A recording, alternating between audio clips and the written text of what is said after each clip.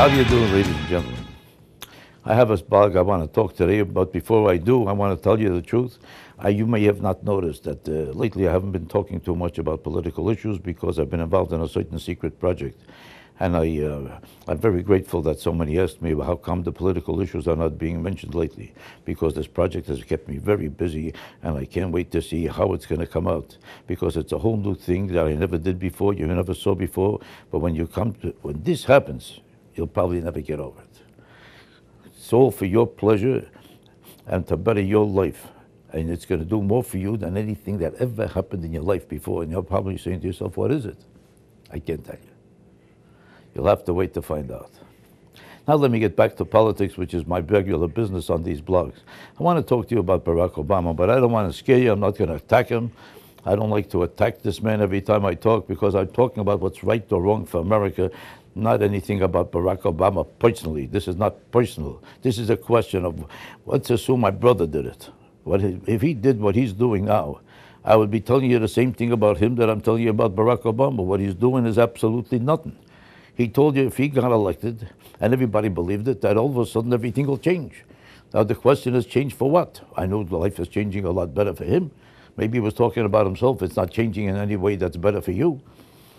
Do you notice that since he became president, the stock market went down another 20%, unemployment has gone up another 1.5%, and everything about the economy has got surging tremendously downhill. Everything has been going further and further down. Now his adherents and his lovers are going to tell you, well, Bush, look what he inherited. He inherited all these problems from Bush. If I inherited a fire, does that mean I have to make the fire bigger and worse, or should I be trying to put out the fire?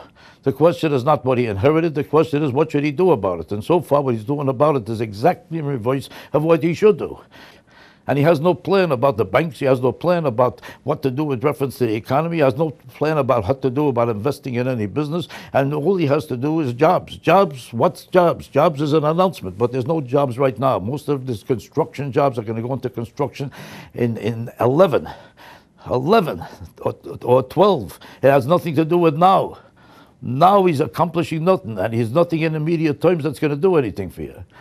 And all of a sudden he told you, and everybody believed it, that when he gets elected, things will get better and better, and he makes these inspirational, brilliant speeches that are also enhanced by the press of America, telling you how eloquent, how brilliant, how fantastic. Do you make a living from a good speech? You need a job. He's doing nothing to get you a job. He's doing nothing to encourage investment in any business, because he's raising taxes on everybody who makes a living above a few $100,000. So if you think you're going to make more money, which is the only reason you go into business, he's going to tax it away, so you're going to lose it anyway. So why should you go into business? That's why the stock market is caving in, because the people who know anything about economy know that it's going downhill. But you will never know the difference, because you'll keep believing him. You know why? Because he looks confident and definite and determined, and nothing bothers him, because his life is getting better and better. When he was talking about change, he wasn't even talking about you. He was talking about change for himself. Do you notice that the car he has is twice as big as any car any White House president ever had before? Do you notice that that he's living better than ever before? He has more parties, and he's sitting around with more actors and more dancers and Congo lines than ever before? Do you know that the budget for the White House has now went up about 5 times as much as it was under Bush? Do you notice not only the car, do you notice that his helicopter is 4 times the size as it was before? Do you know that everything about the change is all for himself? He told you should sacrifice. You should sacrifice.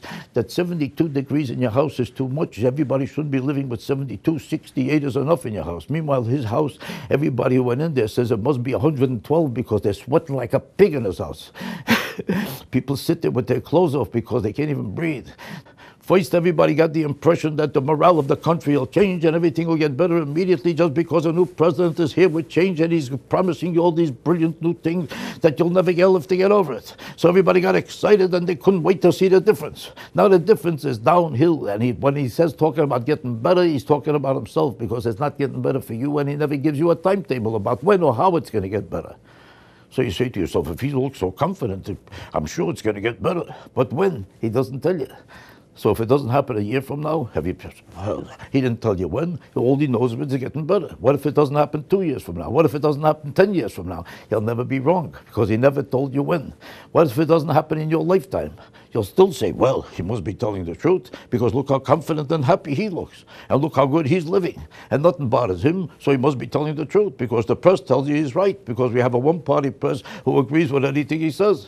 So it turns out he's always right. Everything will be getting worse for you. He'll be telling you how it's getting better. You'll believe it. You'll wait for it. You might never live to see it. And you'll never know he was wrong because he never told you when. You know what when is? Not in your lifetime. And that's what's going to happen. If you never live to see it, he'll never be wrong. And this is the new kind of a gimmick for a president. Just don't tell you anything about when. Just tell you it's getting better. And if you never live to see it, it's not his fault because he didn't lie to you.